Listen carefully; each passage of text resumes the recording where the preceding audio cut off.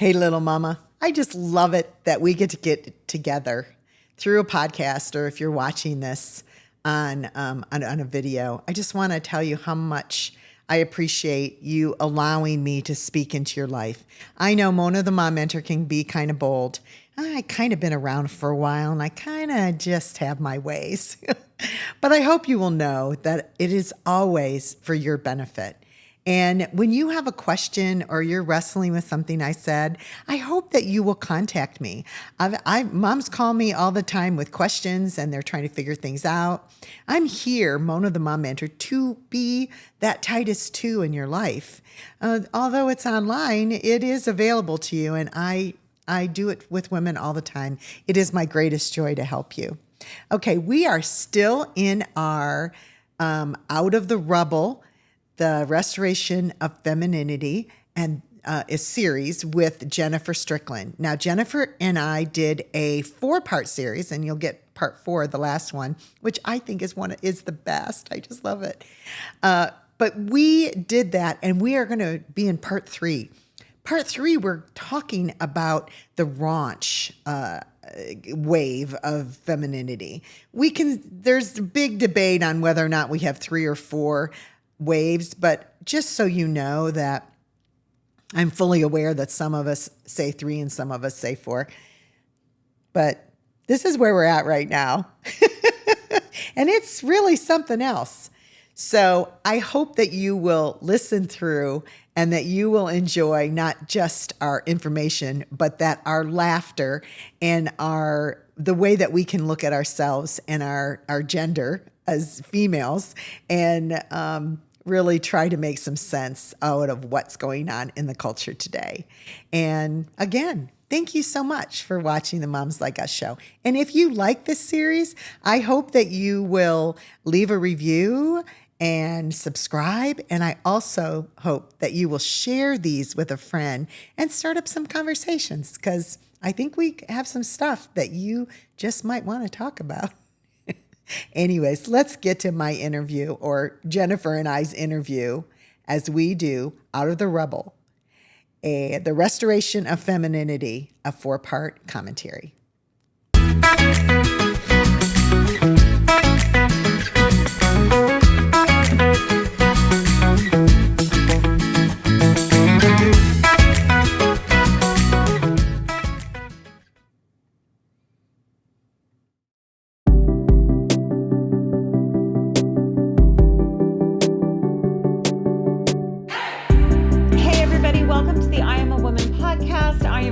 Jennifer Strickland. I'm so excited to be back here for the 3rd installment on our series on the history of feminism and how did we get where we are now. Yeah. I am here with my friend Mona Corwin. She's my resident feminist expert over here. She's an author, speaker, and the founder of the Moms Like Us Academy.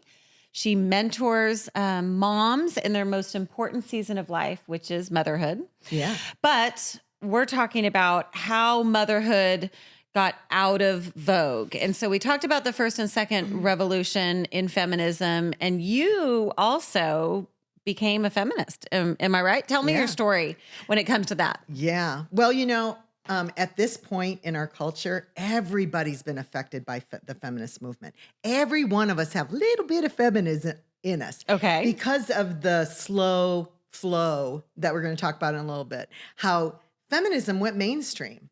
And we're going to talk about that in a few minutes. But I want to back you up just a little heartbeat to the second wave, when it was burn the bras and our boots are made for walking. Mm-hmm. And I was a little girl but old enough to look at the cool girls, and the cool girls that were ahead of me, who were indeed had hippie beads, and they were feminist, and they were, don't even ask to open up the door for me. I can do everything myself. Oh. And they were angry at men. Okay. And so it was an interesting thing to come up behind.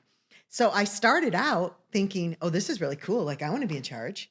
Sure. Because isn't that our sinful nature? It's like, me do it myself. Like, we don't want God's help. We don't want anybody's help. We want to do it ourselves. Even men want to do it themselves. Right. But at this point, women were kind of mad And so they wanted to do it themselves. It wasn't like a good self. It was like, I don't want a man to open the door I'm for me angry at because you. I'm not less than you, or whatever they started believing. Yes, I am. I'm not your maid. I'm not your housekeeper. No. Well, we all know what happens when you get married. Yeah. You kind of are. Yeah. But unless you can hire one, which is a really good thing. No, too. my husband says that he has a magic floor.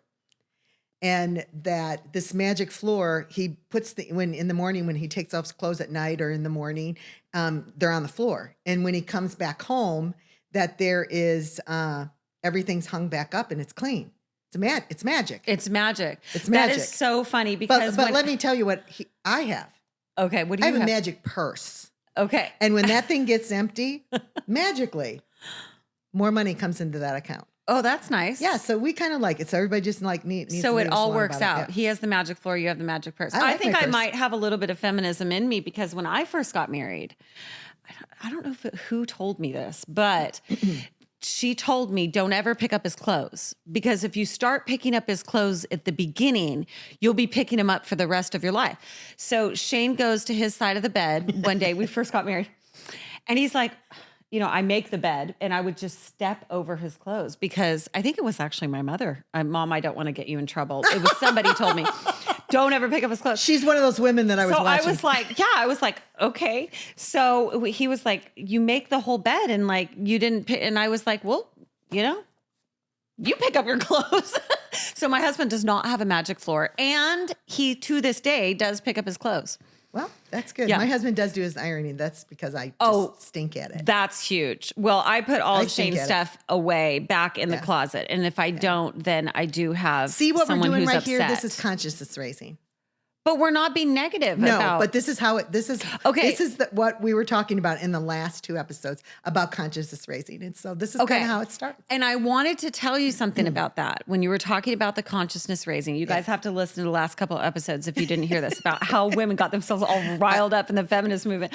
But I, from the very get-go, found out that consciousness raising can happen basically in churches, especially at MOPS, when women start talking or complaining about their husbands. And so very early on, I made a decision not to surround myself with women who are critical. That is awesome.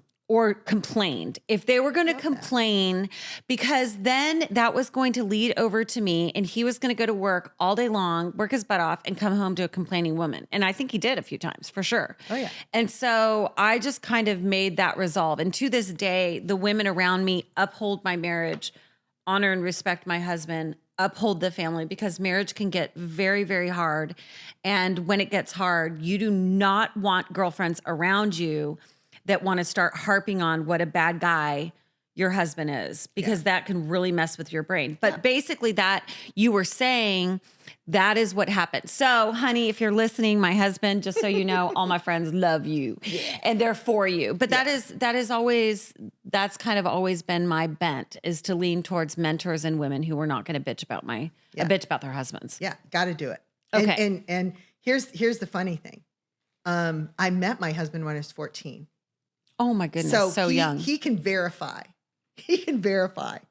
I really had learned how to control and manipulate. And that is part of what a woman is a woman because of our influence. And we are highly influential. It's one of the things that we teach in the academy.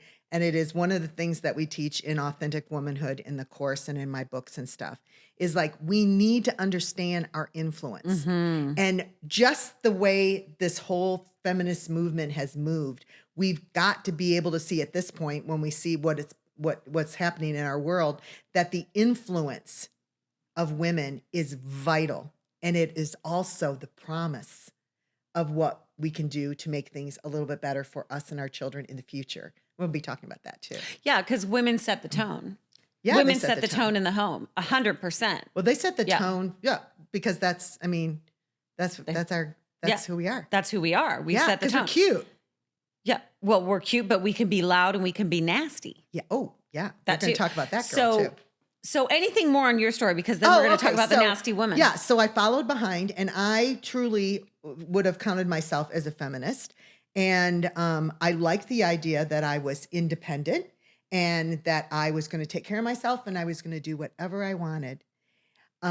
So then I had a woman tell me one day some things in the Bible and some things about the feminist movement. And I thought, I don't know if I believe that. Mm-hmm. And she encouraged me to wrestle with what God's word said, to wrestle with some truths that she had told me. And this is why I do what I do today, is because I want women, I want you to see the ground level and how it measures up to what God's word says. Now, please understand this. I feel my call is to be a woman of Ishkar. And it is a biblical term. Back in the Old Testament, King David, remember him? David and Goliath, that king. He grew up and became a great king, man of God, and he was choosing his mighty men. And those mighty men were in different groups, and they had different things that they were in charge of. Sure. But the men of Ishkar were the smallest group of David's mighty men. Okay. But the cool thing about them was, well, I think it's cool because I like to do it.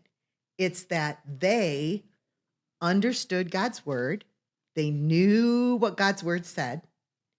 And they understood the times that they lived in so they could tell Israel what to do. This is where we're supposed to be. We're supposed, as women, Christian women especially, we're supposed to know what God's word says about these things. It is relevant. It is in there. It is a design.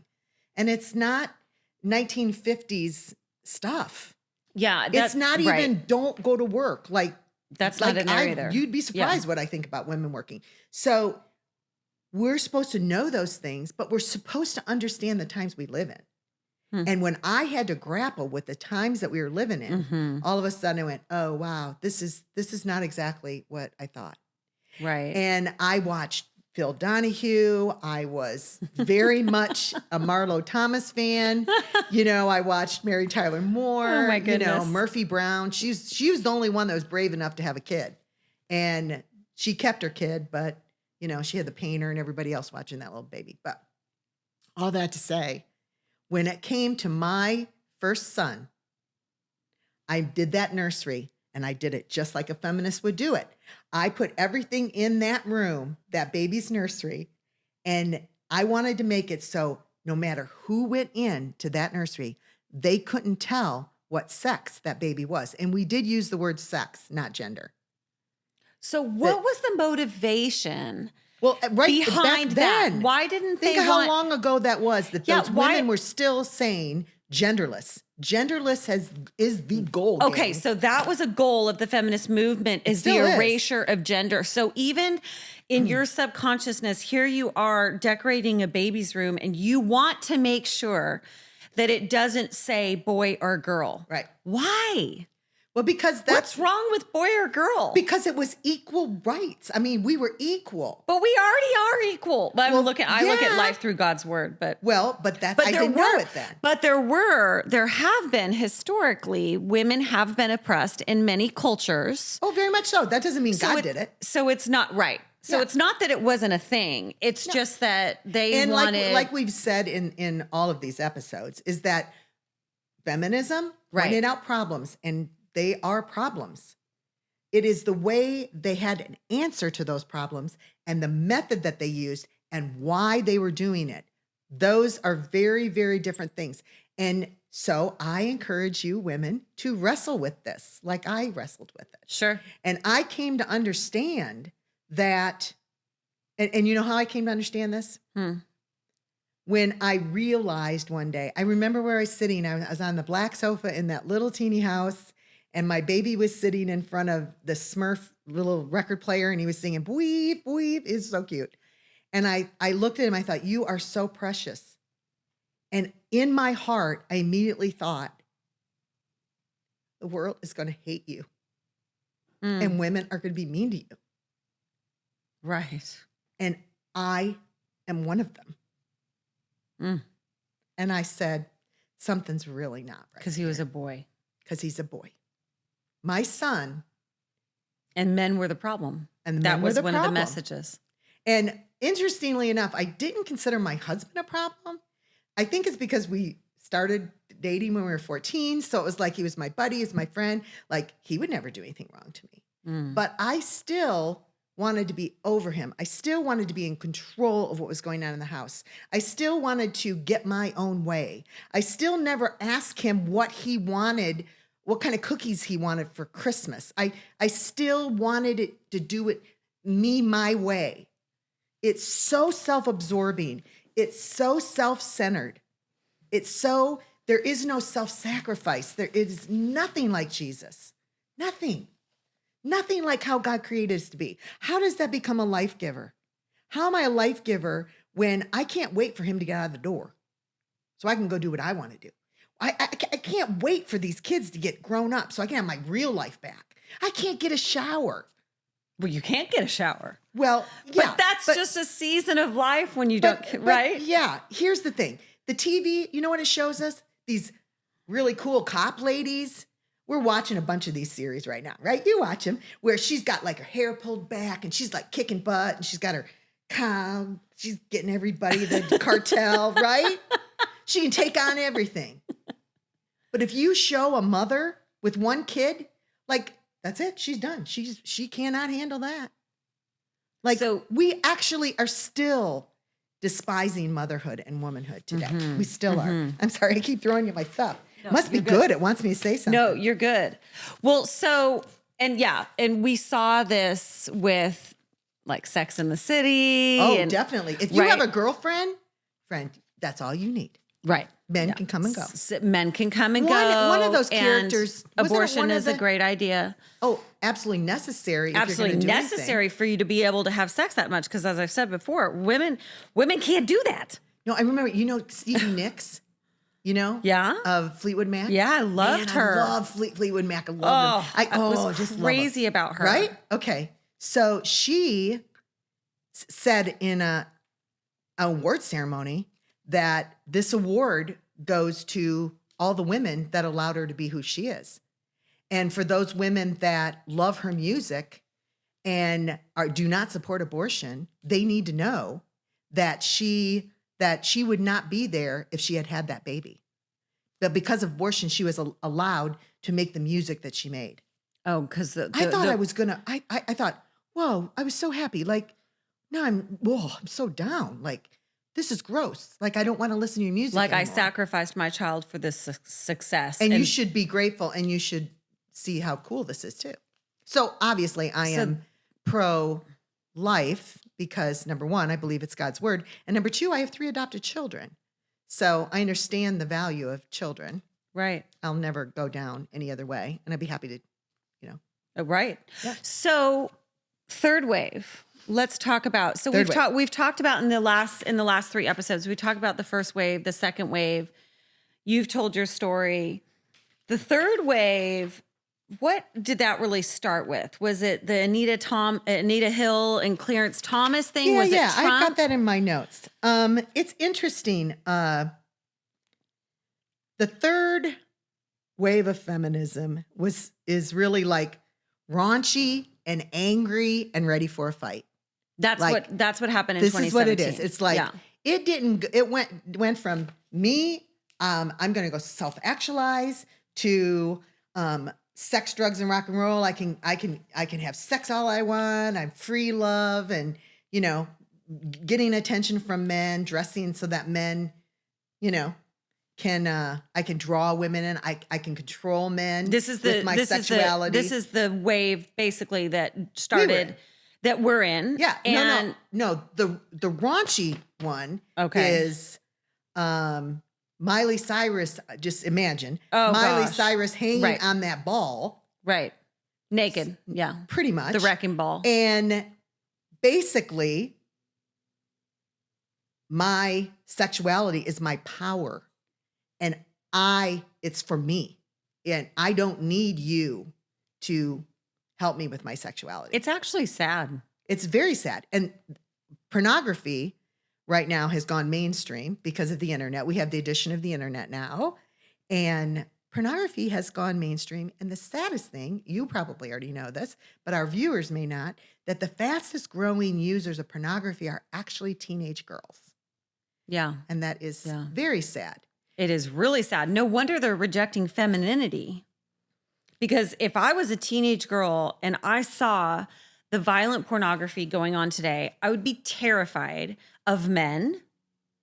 And I probably wouldn't want to be a woman because I wouldn't want to be objectified like that. I wouldn't want to be treated that way. And when the young girls, well, I'm not going to talk about that. Okay, don't talk about that. I'm getting off on another thing. So the third wave is like the rise of raunch. It is the rise of raunch power. It's the rise of raunch power. So it's... I'm going to be as vulgar. I'm gonna okay, that's Madonna getting up there and saying, I'm going to blow up the White House. We got Ashley Judd reading this poem, I'm a Nasty Woman, on the Women's March. If you guys weren't aware of, the Women's March had 500,000 women, the largest march in U.S. history, 500,000 women right after the inauguration of Donald Trump. I have read the poetry. Say there's 1 million. Well, there was millions of sister marches around the world. Around the world. Gotcha. I read the poetry that Ashley Judd read at that march. She's talking about misogyny and transphobia and homophobia and white supremacy and racism. And so, you have been talking about the consciousness raising of the feminist movement. What I saw at that march was here you have 500,000 women gathered being told that, Trump is, a Nazi, okay, that anyone who voted for him is a white supremacist, that he's misogynistic, which makes anyone who voted for him misogynistic, transphobic, homophobic, white privilege, all of this stuff. And I'm sitting there going, these are the most ungrateful women in America I have ever seen in my life. Yeah. They were so ungrateful. Yeah. Like, you live in America. Like, we just had the Taliban take over Afghanistan, Mona. I don't think they remembered that. I want to know where they got their hats. I read the story of the pussy hat. It's called the pussy hat, so don't censor me there. But basically, it was, they wore pink hats that represented. But they were all kind of the same. Like, who funded this march? Well, we know. I know. I think I know who funded the march. But there was a lot of consciousness raising going on at that march. Beforehand. And they had young girls there, and they're reading this poem. I'm a nasty woman. I'm an angry woman, but I'm not as nasty as, whatever, Donald Trump, misogyny, racism, homophobia, transphobia.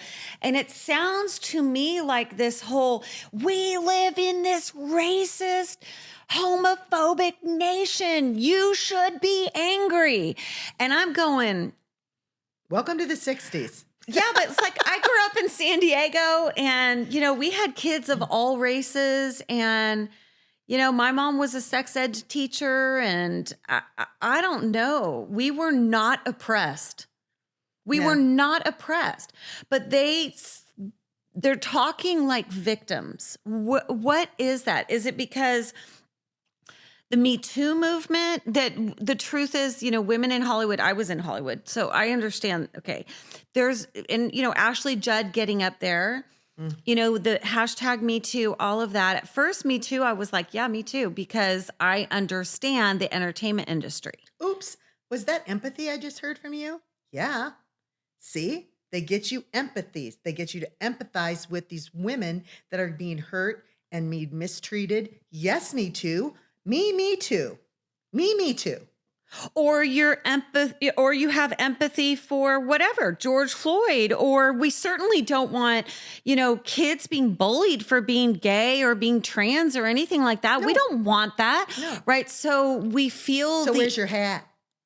Well, I will not wear a pussy hat. But that's the point. Is that there are other ways to do it. Okay. We see the thing and we say, this problem is good. Thank you for highlighting it. But we don't think that the way you're going about fixing it, how you're going to fix it, and why you're going to fix it. No, you do not speak for me. And there was a line that drew. We talked about this. No, they do not speak for me because And I'm that not an made angry woman and I'm not a nasty woman. And the I other don't want women the weren't young gonna do it. girls sitting there. I mean, I saw a sign from that march with a young girl. I mean, she is like 6 years old, standing there with her mother with a sign that says, "The future is nasty." Oh, The future is nasty. So what the heck? Okay, so well, she has influence over her realm. what are they angry about? We have every right Yeah. that they ever fought for. Well, We could be yeah. marching for, women under Sharia law who are being beaten to death for showing their ankles. I don't think We they're doing could that. be marching for something. We could be using our influence for good, Mona. That's what we're supposed to do. That's what we're supposed to do. And the actual dismantling that has taken place, like, we don't have to wonder if the family's falling apart. We don't have to wonder anymore. We don't have to say the culture is like in the toilet. We don't have to wonder anymore. Say it's coming, like we're here. And the destruction of the family and marriage and all of that, we're about at ground level. So it's time for restoration. It's time for restoration. And women of influence that want better for their families are going to have to get their hands in the dirt of their own homes and their own lives and their own children. And they're going to have to start tilling that ground and putting seeds in it. Because here's the thing. It's not glamorous. They don't have costumes. You are going to, a wrecking ball does not look like a building block. You know what I mean? We're going to be building things up. We're not tearing things down. And when women start to get together and start doing that, great things are headed for us. And I have a secret into that I'm going to share with you later. That's such a tease. Wow. It is a tease. Okay, so let's talk a little bit about the players in the third wave. Okay. We had Anita Hill. We had the Clarence Thomas. Crazy. We had Kavanaugh. What was that? What was that about? The Anita Hill thing was wild. Okay, talk about it. Well, because he was a black man and he was going to be on the Supreme Court. What the heck? This is amazing. Like, we should be, right? Right. But not if he's not pro-abortion. Oh, wait a minute. Exactly. Because that's the agenda. The true agenda is children are the problem. Well, it's Marxism. It's to literally make our government. It's liberalism. It's progressivism. It's everything that the left is about. And our middle ground in America has kind of shrunk. Yeah. The middle ground has shrunk. And we used to be a Christian Judeo society. And that's what our country was founded on. So any kind of a republic, which we are a republic, we are not a democracy. We use democracy, but we were made a republic for a reason. Because a democracy says we vote on everything. Well, Hitler voted on everything. And look who won. So we are a republic. Our Constitution is the most glorious thing that there is, which is why the ERA didn't pass. Some of you may think that the ERA, that the women's movement, the Equal Rights Amendment, it did not pass. It is not part of our Constitution. It passed in the government, but then it had to go around to the states to be ratified. And it did not get ratified because guess what? Why? Godly women that said, we've had enough of this, stood up and they fought. They fought in the correct way. They lobbied.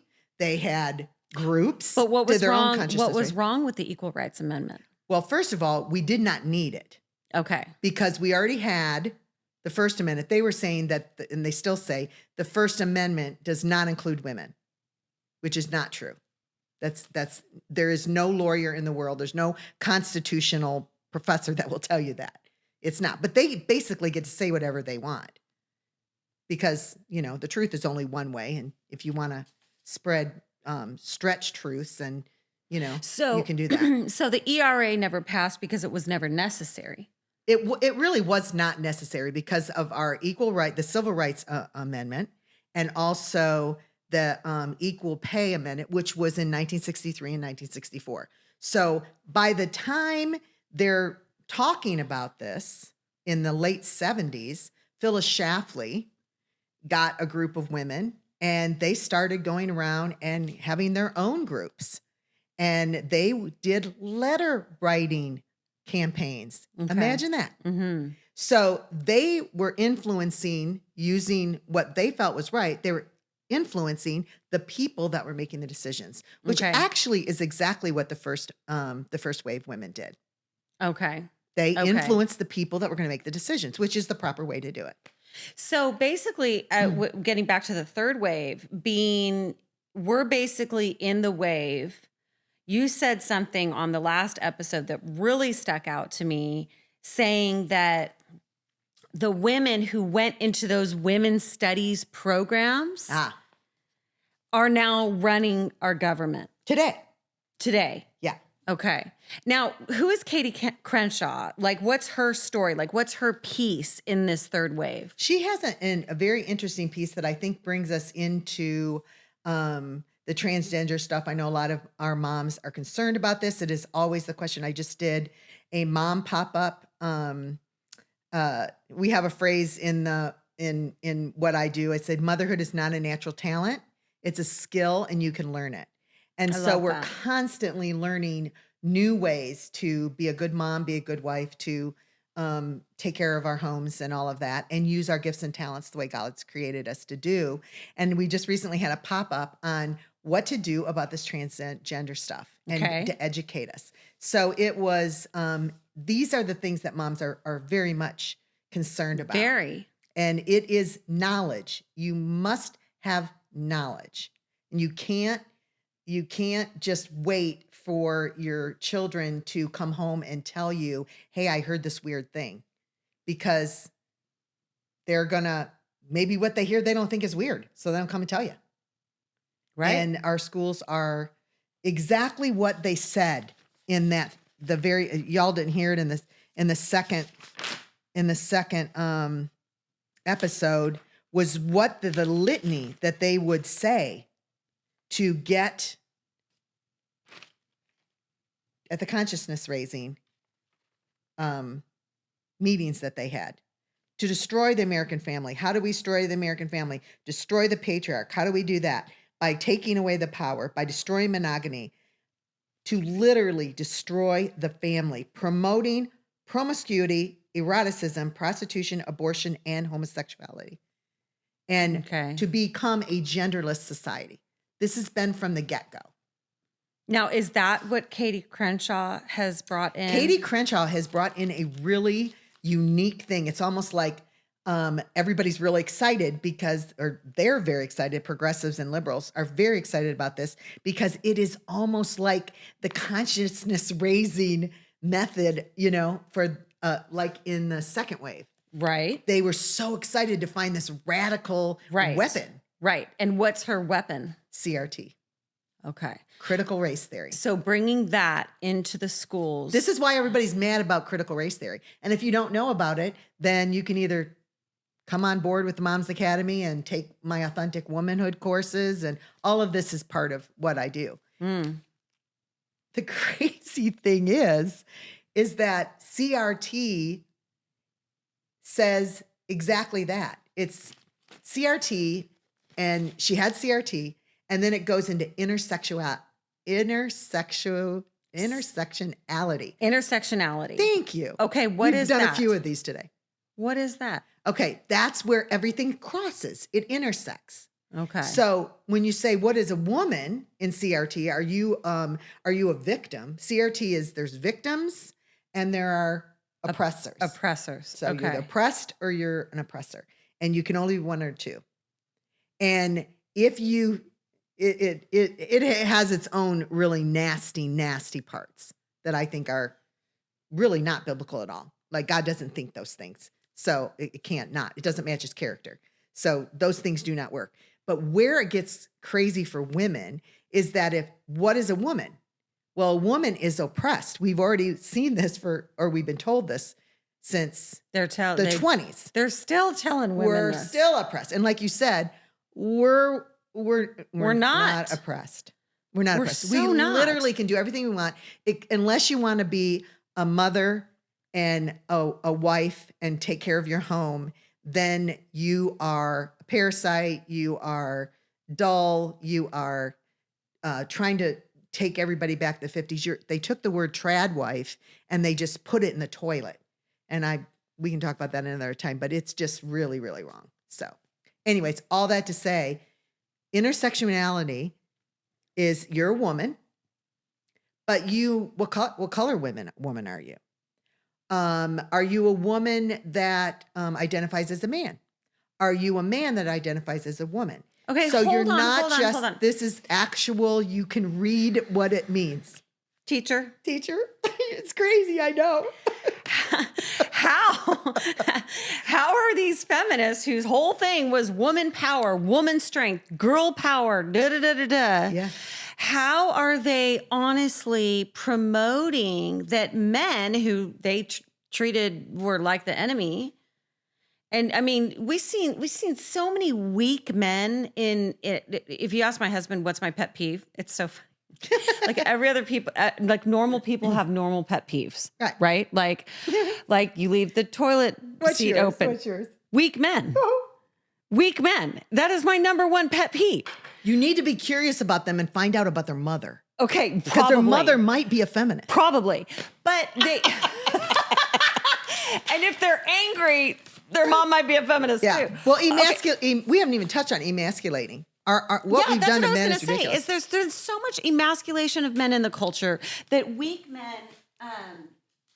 Would you hold on to this? I know. Okay. It's all my good stuff. Okay. She keeps dropping her papers for those that are listening on Apple iTunes. Okay. I just get excited. So hold on. We're going to wrap this one because I want to do the last episode on what we can do. That's a good answer. Okay. We have to get to the answers. Yeah, and I have such great hope. But there's been so much emasculating of the men. You know, there's been this season the last 10 years, 15 years where you see these powerhouse women who rule the roost on TV, and these weak, kind of dumb. Oh, everybody loves men. Raymond.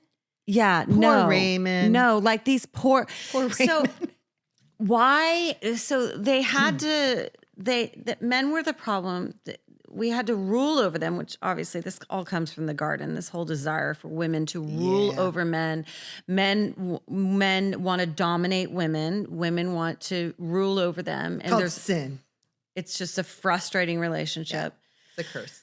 Whereas we were created equal to co-reign together. Oh, yeah. But why would the feminists now get behind men in women's sports?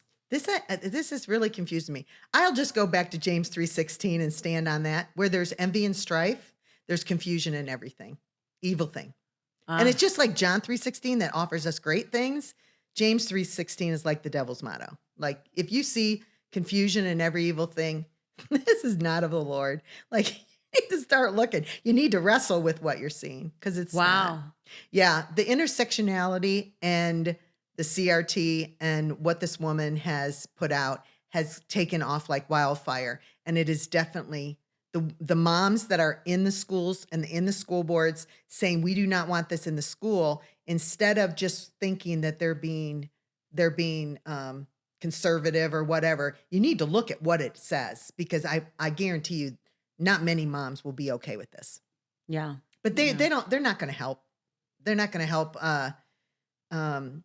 Riley, what's her sweet name? Our swimmer. Riley Gaines. Yes, they're not going to help our sweet Riley. Who's not? The feminist. The feminist. No, where are they at? But Riley Gaines, I mean, basically, I saw an interview the other day. She was asked, what made her finally rise up is when she tied the guy He's a man. He's a swimmer man in the women's division. Mm-hmm. And when they tied, they said he had to take the trophy, even though they tied.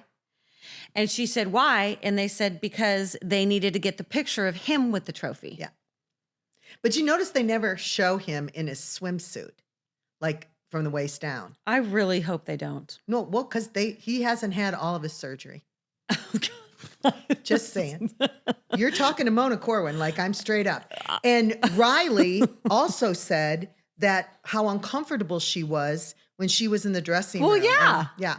And full on. But like, the feminists are not going to stand up for her. They're not I don't have to say, all right. It's not my opinion. They definitely are not. They're Here not we go. doing it, y'all. Hey, Riley Gaines, I'm just letting you know, we are standing up for you. We are so standing for you. We're doing our standing part, up for Riley. you. On the I Am a Woman podcast, we are for you. And we are going to stand with you because women deserve to be protected in their sports, in their bathrooms, in their dressing rooms.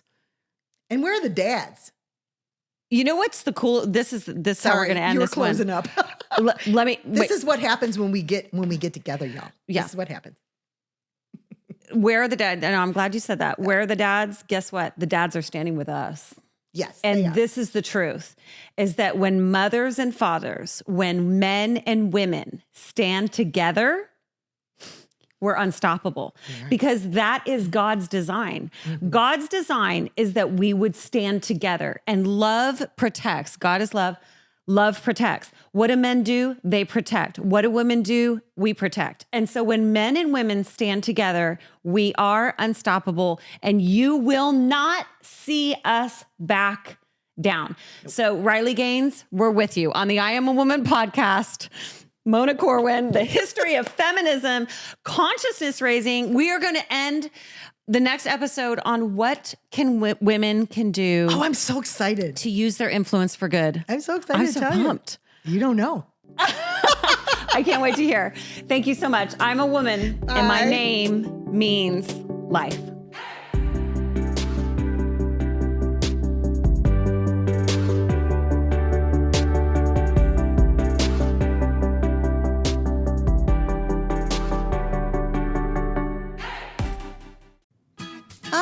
I hope you liked this episode of the Moms Like Us show. And if you did, I hope that you'll share it. You'll share it with another mom friend because, moms like us do things like this. I also hope that you will check out the Moms Like Us Academy, where we take ideas like we've been talking about on the show, but we go deeper.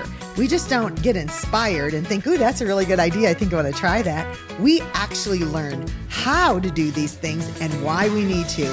And then you know what? You have Mona, the mom mentor, and other master moms that teach the master classes in there. They come alongside and we don't leave you alone. We help you implement and really, truly change your mom life into the mom life you've always wanted to have, because motherhood isn't a natural talent. It's a skill, sweetie, and you can learn it. So go and check out the Moms Like Us Academy today and find me when you get there and say hi. Bye.